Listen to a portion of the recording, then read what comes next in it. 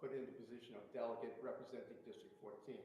At the state level, I've been the state chair of legislation for national active and retired federal employees.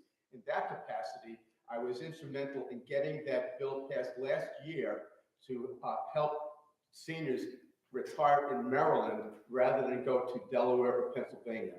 They may go to Miami for the weather. They don't go to Delaware or Pennsylvania for the weather. They go there for the tax benefit, for the cost of living.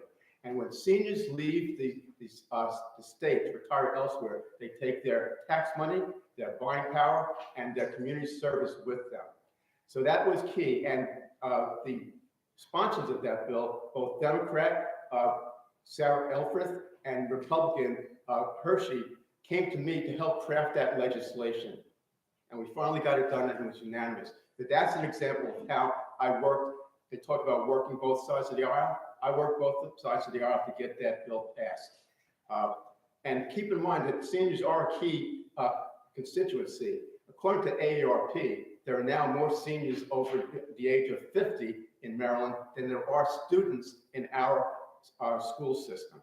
So there's nothing to be taken lightly. And when they leave, they impact the economy. But that's not my only issue. I talked about advocating at the state level. I was advocated strongly for the Firearm Safety Act of 2013. And while I was signing in to testify before the Senate Judiciary Committee on that bill, you have to put in either your A, against the bill, or F, for the bill. The person to my left was against the bill, and he was number 2000. I was for the bill, and my number was number 22. And Catherine DeMay pointed out to me, she said that it's important for these bills, these issues be taken seriously, have to show both sides of the issue, that there's a constituency for it, as small as it may be in terms of representation at the hearing, but in reality, it was the majority of the people who wanted gun safety. My work with the federal government, worked closely with the ATF to close the gun show, help close the gun show loophole. We need to codify that. When I say hit the ground running, issues like codifying what constitutes a commercial sale of guns is critical if I'm fortunate to get to Annapolis. Other issues. I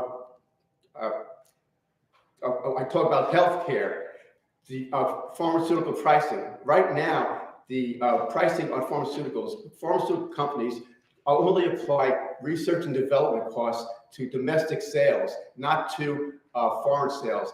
When they tried to institute the federal level, the Inflation Reduction Act, they tried to get that bill in, but they couldn't get that issue resolved. We need to do it at the state level. They were able to put a cap on insulin for at $35 if you're on Medicare. We need to get it where it's for everybody, and that has to be done at the state level because they couldn't do it at the federal level. And the last issue I'll talk about is long-term care insurance. The budget for Maryland, 25% of it goes to Medicare. The biggest cost of Medicare is nursing homes.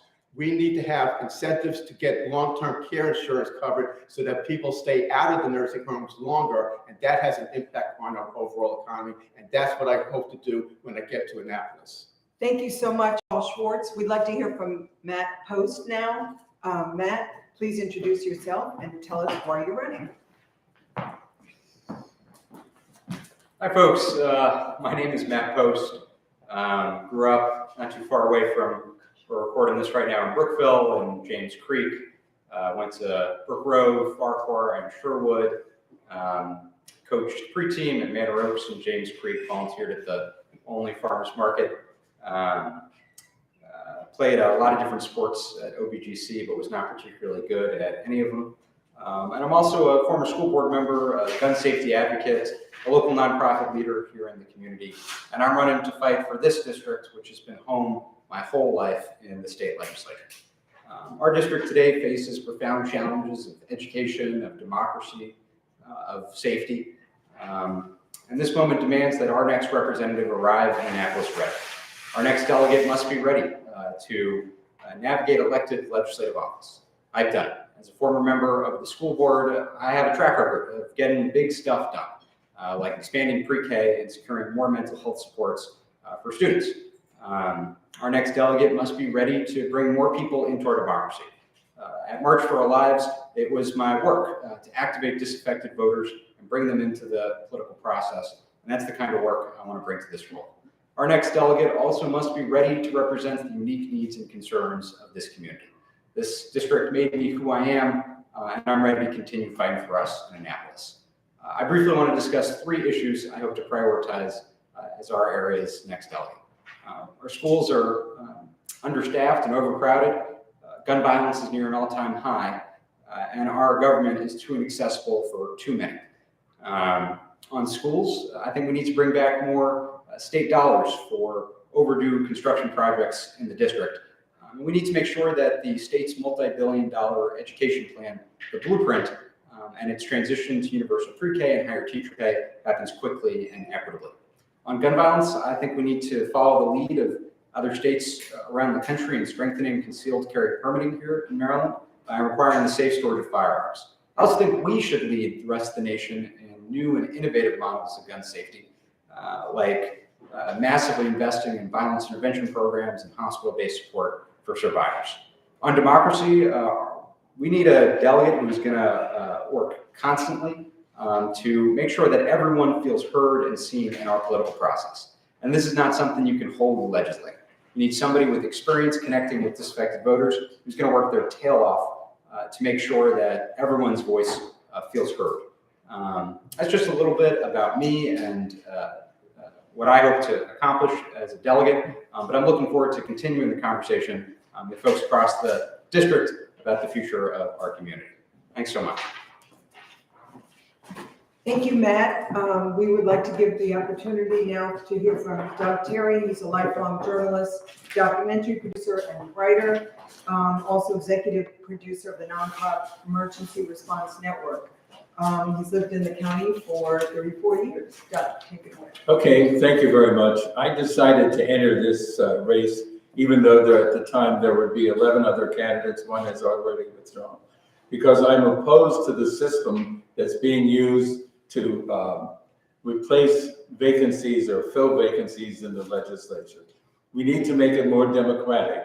We need to involve the people more directly than we are now. This does not mean that the Democratic Central Committee needs to give up its role. I think they could play a vital role, perhaps in nominating 2 or 3 candidates and then having some kind of formal mechanism. But on other issues, that's a secondary issue, but I think it's important because we need to protect and expand democracy, particularly because our democracy is under threat right now across the country and right at the Capitol building on January 6th. Some other issues that are important to me, I would love to see if we could create some sort of corporate and government and people's reconciliation commission, like modeled on what they did in South Africa. Peace and reconciliation, or accommodation and reconciliation, whatever you want to call it. We need to look at the root causes of racism across the board. Many people don't know that there were restrictive covenants on buying and selling houses, that you could not put a minority in a house. This isn't ancient history. This went on until like the late 1950s, early 60s, and a lot of those deeds are still out there. So there are other examples of repression of Black people and the ability to minorities to gain wealth and pass along generational wealth. We need to study these, we need to come up with a plan, and we need to act on it. A couple of other things very quickly. I would like to see an innovation fund created where new businesses and people with new ideas can get a little bit of seed money, both through the government and perhaps through other methods as well, to kickstart businesses, to get things going better and faster, and to make our state an innovation state. 2 other points. I think we need a master's driver's license program to teach people how to drive in emergency situations. People are dying unnecessarily. People are being maimed for life. It shouldn't just be a matter of you get your license and you go off for the next 40 years doing whatever you feel like. We need to teach responsibility and ethics in driving. And one final point, in the up-county area, I know there's concern about development there. Those solutions need to be developed between the local community and the county, and then they can come to the state. Otherwise, the job of a legislature, as I see it, is to watch for the details and be very careful, and I hope you'll support me. Thank you. Thank you. We'd like to thank Paul Schwartz, Doug Terry, and Matt Post for taking the time to come out here. I hope that the public will pay very close attention to this, and thank you so much. Have a great day. Is that a wrap?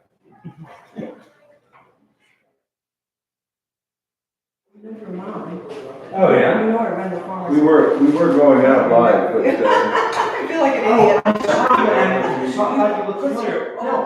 100%, yes, you were the person who was telling me to satisfy.